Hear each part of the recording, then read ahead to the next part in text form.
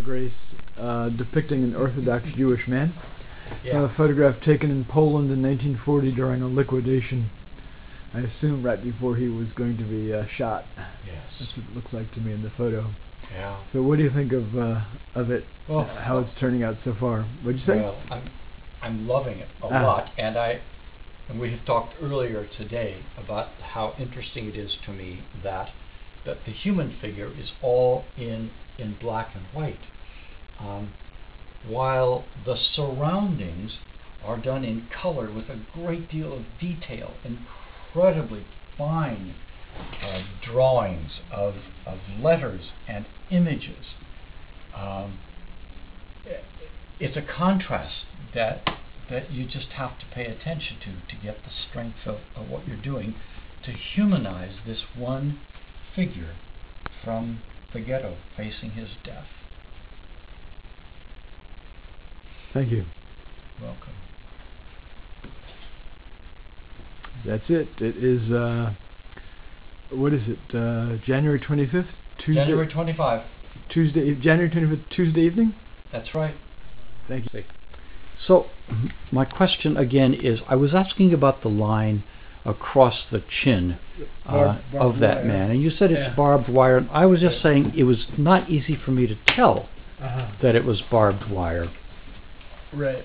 I don't know actually how important that is to you, except that it cuts a line right across his lips. Right, and there'll be another one down here. So I think you asked if this is going to extend out over here and here. I wondered. So my idea for this piece right now is to notice this kind of rectilinear shape I've made, going around like that. Yes. Then I'll actually continue over here. Sure. And then down here like this. What I was thinking of doing is cutting this out, making it into a shaped piece. Same way. Why don't you turn that over to the young man with Sarah David? Oh, of course. I don't know. Yeah, and see how that's shaped. Anyway, greetings. It is what is it? It's November 3rd. Thursday, and Reverend Dr.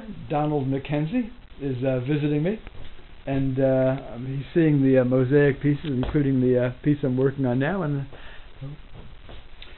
I think the value of pieces like this and the others, Akiva, that you've just shown me, is that if you're paying attention at all, I think it shows a dramatic side of the suffering that happened during the Shoah, during the Holocaust.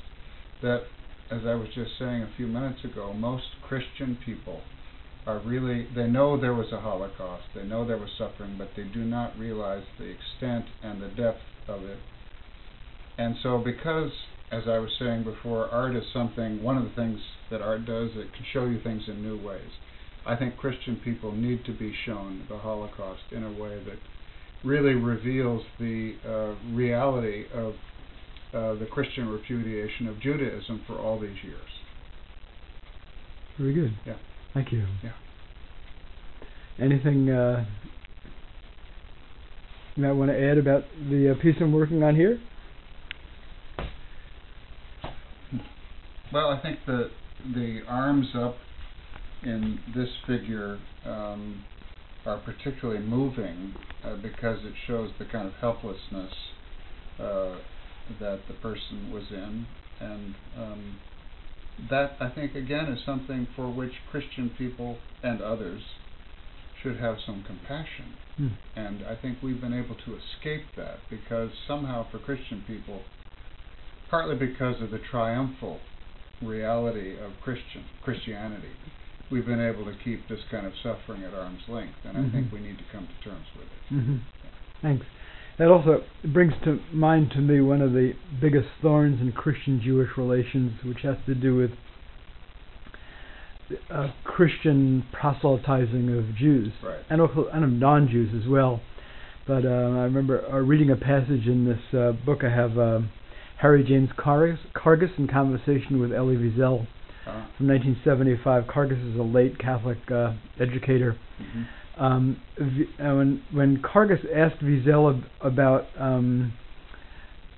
how to strengthen kind of the fractious nature of Christian-Jewish relations, Wiesel said that it was very important to remember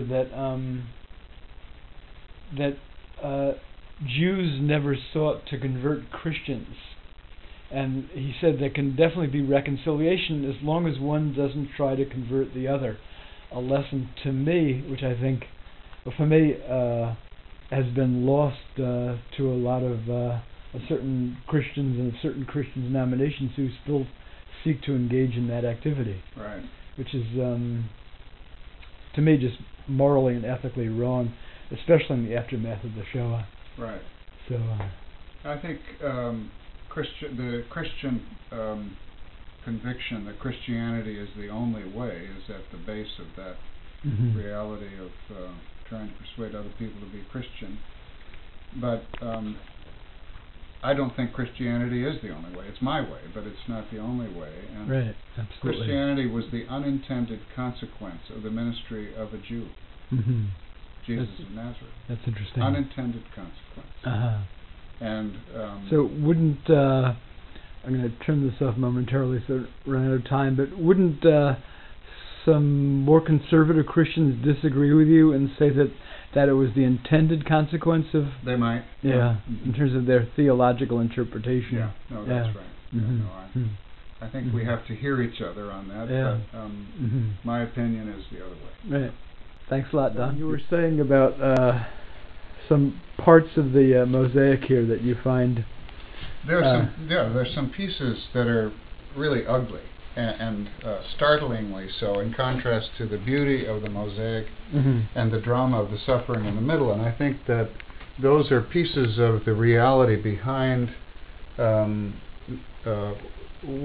was part of the suffering, and I think it's important to have those in a way that they're visible and in contrast to the beauty that somehow the art as a piece gives us hope that we can see something in a way that will move us forward and away from what has happened here.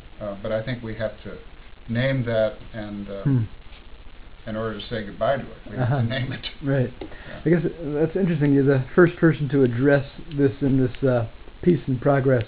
But for me, the inclusion of this kind of ugly metal hardware from the British Army stuff, there's the ore. There's a few pieces of things from the old music hall theater, like the piece down in the corner there, and this black one up here. Well, having this kind of ugly, dark metal stuff fits in. When I look at these black and white photographs of someone like this man lying on the ground. I don't know what time of year it was. Well, it wasn't snow, but it's cold. It's cool. It's dark. Lying on the ground, wearing his prayer shawl, under barbed wire. It's the whole thing is brutal to me. Brutal. Yeah. And so I guess maybe in my subconscious I'm blending what those type of photographs evoke for me in terms of the cold mechanics of the genocide and the killing and the people being herded off and put into ghetto concentration camps and then sent off to concentration and death camps, and the beauty of what I'm doing in the areas around.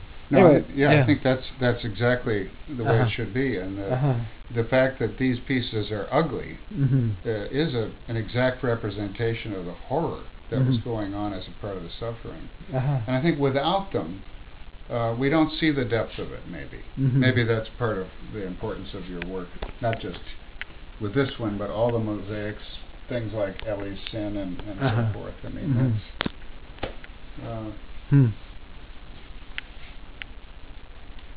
Thanks, Don. Yeah. Consequence of the Christian repudiation of Judaism over 2,000 years. That is to say, the Christian conviction that Jews should really become Christians. And the suffering has been incredible, sort of coming to a head with the Holocaust. The second thing I want to say is that, or just ask the question, how is it that we find hope in the midst of such a reality? And I find hope in Akiva's art as one place, because in the Hebrew tradition, hope has moral value. It hopes for something good. It moves us heart, mind, and soul, and it moves us to do things. In contrast to simple optimism, which is a kind of a Greek intellectual idea. It's not bad, but it doesn't have the depth of wishing to do something to improve the common good. So for me, I think that the wings contribute to an idea that these people who have died, their dignity can be restored and their spirits can live on because of the work that Akiva is doing. And I think it's important for Christian people to understand that the idea that Judaism is gone is the consequence of the conviction that Christianity is the only way. I don't believe that. It's my way, but it's not the only way. And that really reflects a deeper human sense that I must be right.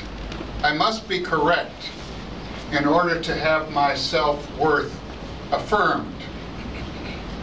And so I think we need to find, what this exhibit does for me is, says we need to find ways to empower each other in positive ways, in creative ways, and imaginative ways, rather than in ways that produce suffering. J.K. Rowling, who wrote the Harry Potter series, spoke at the Harvard commencement in 2008 and said, imagination is not only the source of inventiveness and so forth, but she said it's also the source of the way that we are able to empathize with the lives of other people, especially people we don't know, and especially people who are different from us. So I'm appreciative of the work that Akiva has been doing, and it helps me a great deal as a Christian minister to move forward toward healing. Thank you. Yeah. Thank you.